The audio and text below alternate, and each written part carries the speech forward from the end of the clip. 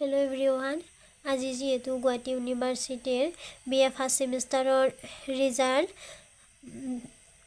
দিছে সো ৰিজাল্টসমূহ তোমালোকে কেনেকৈ চাবা প্ৰথমতে তোমালোকে গুগল বা ক্ৰম ব্ৰাউজাৰ ওপেন কৰি লবা ওপেন কৰি guwahati.somar.edu.in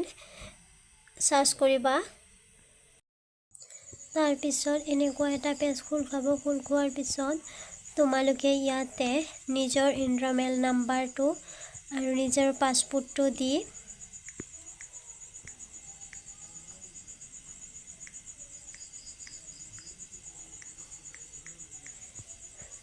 লগইন কৰি লবা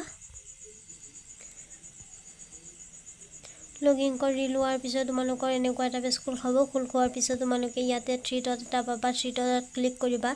ক্লিক কৰি তললৈ যাবা তললৈ যোৱাৰ পিছত এক্সামিনেশ্যন বুলি পাবা তাৰ তলত দেখিবা গ্ৰেড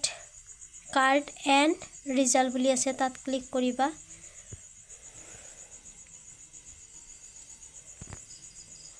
ক্লিক কৰাৰ পিছত এনেকুৱা এটা পেজ খোল খাব খোল খোৱাৰ পিছত তোমালোকে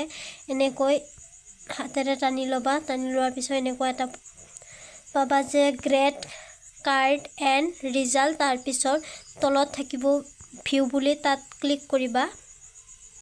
তাৰ পিছত তোমালোকৰ ৰিজাল্টটো এনেকৈ খোল খাব এনেকৈ ৰিজাল্টটো খোল খালে তোমালোকে ইয়াতে নিজৰ ৰিজাল্টসমূহ চাই ল'ব পাৰিবা ইয়াতে কিমান পাইছো কি পাইছো ইয়াতে লিখা আছে সকলোবোৰ এইবোৰ চাই ল'ব পাৰিবা